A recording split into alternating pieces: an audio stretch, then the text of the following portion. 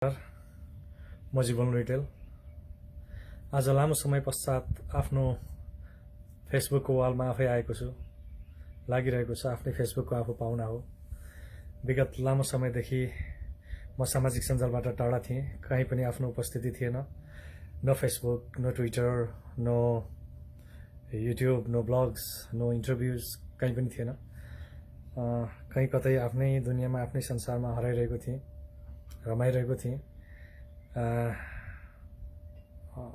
र चाहिँ जुन दिन नेपालमा गएर सिनेमा खेल्नेछु, नेपालमा गएर केही काम गर्नेछु, या नेपालको चाहिँ सामाजिक क्षेत्रमा केही उल्लेखनीय योगदान पुर्याउनेछु, त्यो दिन मात्र आउँला, देखिउँला भन्ने एउटा चाहना थियो। त्यही अनुसार बसिरहेको थिएँ। तर आज अचानक त्यतिकै केही कुरा गर्न मन लाग्यो, बोल्न मन लाग्यो। मेरो मनले मनलाई आग्रह गर्यो, मनले मनसँग संवाद गर्यो कि के कुरा सेयर गर भनेर। त्यही कारणले यो नितान्त मेरो मनले मनलाई गरेको आग्रहको उपज हो, दिमागले मनलाई होइन। र मलाई यसको लागि अभिप्रेरित तुल्याउनु हुने सम्पूर्ण मेरा फ्यान फलोअरहरू जो आजको मितिसम्म पनि केही सङ्ख्यामा केही जमात पछ्याइराख्नु भएको छ, जसले हिजो मलाई जीवन रिटेल भनेर बनाउन इस्टाब्लिस गर्न सहयोग गर्नुभयो र भोलिको दिनमा मबाट केही आशा अपेक्षा गर्नुभएको छ। विशेषतः तपाईँहरूको लागि हो।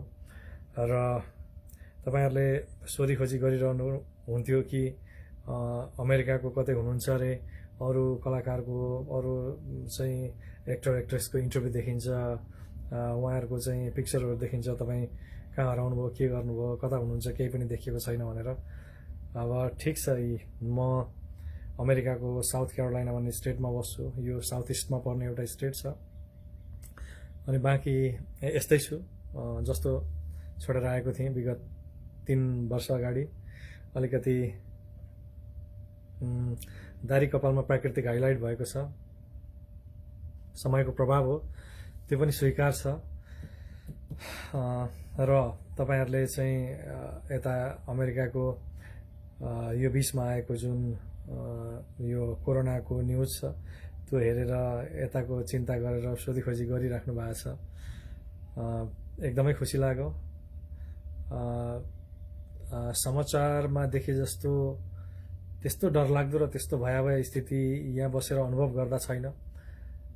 तर अमेरिकाको New York, new Jersey, Chicago city, Michigan, California, यता जर्जिया, फ्लोरिडा, अरू स्टेटहरूमा चाहिँ एकदमै धेरै केसेसहरू, अलिकति स्थिति डरलाग्दो छ। म बसेको स्टेटमा भर्खरै मैले न्युज हेरेको थिएँ, यस्तै 44-4500 को रेन्जमा छ। त्यो पनि कम चाहिँ होइन। तर पनि आफू कसरी बस्ने, आफू कसरी स्वस्थ रहने, कसरी सुरक्षित रहने, कसरी सङ्क्रमणबाट बच्ने, कसरी चाहिँ बेसिक यहाँ बाहिर निक्लिँदाखेरि चाहिँ डिसिप्लिनहरूलाई कसरी मेन्टेन गर्ने, ती कुराहरूलाई चाहिँ ध्यानमा राखेर गरिन्छ। आशा छ नेपालमा तपाईँहरू जो हुनुहुन्छ, साथीभाइ, इष्टमित्रहरू, आफन्तहरू, सम्पूर्ण दाजुभाइ दिदीबहिनीहरू, यतिखेर संसार नै चकमन्न भएको स्थिति छ। संसार टक्क अडिएको स्थिति छ। संसारको चाहिँ संसारको सूचनामा, संसारको प्रविधिमा, संसारको टेक्नोलोजीमा, संसारको विज्ञान नै एक किसिमले हारेको अवस्था छ। त्यही कारणले हामी जहाँ जता छरिएर बसेका छौँ, सबै स्वस्थ तरिकाले बसौँ, सबै सुरक्षित तरिकाले बसौँ। यो कोरोनाको, यो कोभिडको महामारीबाट बच्नको लागि सबभन्दा पहिला त सबै हामी सुरक्षित हुनु नै छ, आफ्नो जीवन बचाउनु छ। त्यो ठाउँमा, जुन ठाउँमा त्यहाँको सरकारले, त्यहाँको चाहिँ क्षेत्रले, त्यहाँको समाजले कसरी निर्देशित गरेको छ बाहिर निक्लिनको लागि, भित्र बस्नको लागि, त्यहाँको लकडाउन सिस्टम के छ, त्यहाँको स्टे होमको सिस्टम के छ, यो सबलाई फलो गरेर हामी बच्ने हो। र अहिले भर्खरै मैले नेपालको पनि न्युज हेरेको थिएँ कि नेपालमा पनि यसको सङ्क्रमणको सङ्ख्या बढेर 40-45 कति पुगेको छ। यहाँबाट हेर्दा त म त नेपालको स्थिति अझ अलिकति डरलाग्दो देख्छु, किनभने भोलि त्यसको चाहिँ गुणोत्तर वृद्धि भएर यदि बढ्यो भने, त्यो महामारी फैल्यो भने नेपालमा अझ डरलाग्दो स्थिति होला। किनभने नेपालको राज्य सरकारले, नेपालको चाहिँ सम्बन्धित निकायले, नेपालको हेल्थ केयर सिस्टम, नेपालको हेल्थ म्यानेजमेन्ट त्यो प्रणालीले त्यसलाई धान्न बहुत गाह्रो पर्ला। त्यही कारणले यता हाम्रो त चिन्ता गर्नुहुन्छ प्लिज आफ्नो पनि चिन्ता गर्नुहोस्, आफ्नो केयर गर्नुहोस्, आफ्नो ख्याल गर्नुहोस्, त्यसरी बस्नुहोस्। अहिले देखिरहेको छु विगत 1 महिनादेखि नेपालमा सबै लकडाउनमा हुनुहुन्छ, सबैलाई चाहिँ अप्ठ्यारो परेको स्थिति छ। सबैको चाहिँ दैनिकी जीवन प्रभावित भएको छ। गरिब, किसान, मजदुर, ज्यालादारीमा काम गर्ने सबैको रोजीरोटीमा समस्या भएको छ। सायद नेपाल सरकारले राहत वितरणका कार्यक्रमहरू पनि ल्याएको होला, गरिएको होला, समाचारमा देखिरहेको छ। र यो बिचमा खट्नुहुने जो सबै सामाजिक अभियन्ताहरू हुनुहुन्छ सबैलाई चाहिँ मेरो तर्फबाट सल्युट छ। तपाईँहरूले एकदमै राम्रो तरिकाले आफ्नो जिम्मेवारी निभाइरहनु भएको छ, निभाउनु भएको होला। हामी त यहाँबाट आशा पुकारा कामना मात्र गर्न सक्छौँ। नेपालमा भएको भए केही गरिन्थ्यो होला, अब बाहिर बसेर फेरि कुरा गरियो भन्ने मात्र हुनसक्छ, त्यो होइन। यतिखेर हामी जो जहाँ छौँ कसरी सुरक्षित रहने, कसरी यो सङ्क्रमणबाट बस्ने, कसरी यो क्राइसिसबाट हट्ने, उन्मुक्ति पाउने, त्यसकै लागि सङ्घर्ष गरिरहेका छौँ सबैजना जो जहाँ भए पनि। र त्यही हो, नेपालमा चाहिँ अहिले यो बेलामा अलिकति नेपालको गरिबी जनजीवनमा, नेपालको चाहिँ गरिबी क्षेत्रमा अलिकति उदासीनता छाएको बढी समाचार देखेको छ। किनभने त्यहाँनिर चाहिँ 2 छाक रोजीरोटीको समस्या छ। आशा छ गरिब मजदुरहरूको छाक मेटियोस्, सबैले चाहिँ 1 छाक 2 छाक मिठो मसिनो जे छ राम्रो तरिकाले खान पुगोस्, खान पाउनुहोस्। कृषकहरूको या चाहिँ सबैको घरको चुलामा ओदान गाडियोस्, आगो बलोस्। थोरै भए पनि या गुन्द्रुक र भात नै किन नहोस्, त्यो खाएर भए पनि स्वस्थ बसौँ, खुसी रहौँ, स्वस्थ बन्ने प्रयास गरौँ। यो समय सबैजना धेरैभन्दा धेरै चाहिँ घरभित्र समय बिताउने भएकोले आफूमा 2-4 मिनट 5 मिनट आफूलाई समय दिनु ताकि योग ध्यानमा केन्द्रित रहौँ। किनभने मानिस धेरै समय घरमा बसेकोले मानिसमा एक किसिमको नैराश्यता, वैराग्यता, आलस्यता या फ्रस्ट्रेसन जे पनि आउन सक्छ। त्यसबाट कन्ट्रोल गर्नको लागि मलाई लाग्छ योग ध्यान र योग ध्यान नै सबभन्दा बेस्ट चिज हो, जसले तपाईँलाई सकारात्मक भाव, सकारात्मक ऊर्जा प्रदान गर्छ। त्यसरी बसौँ। अब यस्तै छ। अब तपाईँको यस्ता प्रकोपहरू विभिन्न कालखण्डमा आएका रहेछन्। यसो इतिहास हेर्दा 17औं शताब्दीमा पनि ठुलो आएको रहेछ, 18औं शताब्दीमा या विगतको हिस्ट्रीलाई मात्र फर्केर हेर्दा कहिले सार्स बनेर आएको छ, कहिले प्लेग बनेर आएको छ, कहिले HIV बनेर आएको छ। र विज्ञानले त्यसको चाहिँ सल्युसनको उपाय खोजिरहेको छ। आशा छ यो कोभिडको पनि चाँडोभन्दा चाँडो यसको चाहिँ सल्युसन निक्लियोस्, यसका चाहिँ भ्याक्सिनहरू बनाउन् या के हुन्छ यसको चाहिँ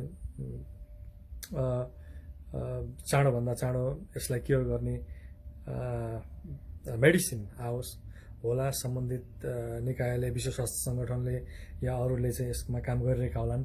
तर आजको अवस्थामा तपाईँ हामी जहाँ छौँ हामीले आफूलाई स्वस्थ भएर बस्नु बाहेक अर्को कुनै चाहिँ विकल्प छ जस्तो मलाई लाग्दैन। अरू कुरा यस्तै हो। त्यही हो, मान्छेले भन्छन् यो चाहिँ अब प्रकृतिमाथि मानवले गरेको विनाशको, मानवले देखाएको चाहिँ मैमत्ता स्वभावको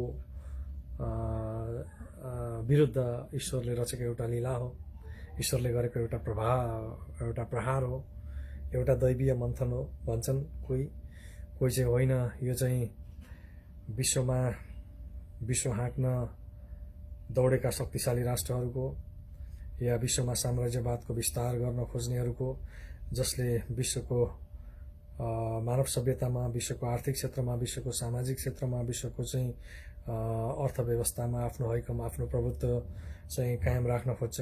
उसले चाहिँ त्यसलाई कन्टिन्युटी दिनको लागि एउटा भित्र रचिएको एउटा राजनीतिक षड्यन्त्र हो जुन यो प्रकोप बनेर आएको छ। यस्ता षड्यन्त्रहरू हिजो पनि थिए, आज नै छ, भोलि पनि आउनेछ। यो चाहिँ एउटा क्रिएटिभ चिज हो भनिन्छ। थाहा छैन, आई डोन्ट नो, यो अलिक गम्भीरको विषय छ या भोलि समयले, भोलि इतिहासले यसलाई पनि उत्खनन गर्ला, यसको रियल फ्याक्टहरू आउला। तर अहिलेको लागि स्वास्थ्य क्षेत्रले के भनेको छ, कसरी स्वस्थ रहने भनेको छ, कसरी खुसी रहने भनेको छ, कसरी संक्रमणबाट बच्ने भनेको छ, त्यसलाई नै ख्याल गर्ने हो। चाहे नेपालमा होस्, चाहे यहाँ होस्, चाहे संसारमा होस्, सबैले चाहिँ एउटा सामाजिक दूरी मेन्टेन गरौँ भनेको छ। त्यसलाई ख्याल गर्ने हो। हेल्दी लाइफ बनाउनेतिर ध्यान दिने हो। यही हो, बेसिक निड्सहरू पुरा गरेर अलिकति डिसिप्लिन लाइफमा बसेपछि सायद चाँडै यो चिजबाट चाहिँ उन्मुक्ति पाइएला, छुटकारा पाइएला, यस चिजको क्योर होला भन्ने आशा छ। ठिक छ, अब भविष्य कसैलाई पनि नलागोस्, अब लागिहाले पनि गिभअप र चाहिँ सरेन्डर गरिहाल्नुपर्ने अवस्था छैन। यसबाट क्योर भएर धेरैजना चाहिँ ब्याक हुनुभएको छ, यसबाट फर्किन सकिन्छ। त्यही कारणले भरिसक नलागोस्, लागे पनि हरेस नखाउँ। अब अरू त्यही हो, अनि हरेस नखाउँ। अब जीवन रहे नै जगत देखिएला। स्वस्थ रहौँ, खुसी रहौँ। आशा छ जीवनमा फेरि पनि उमङ्ग आउँछ। धन्यवाद।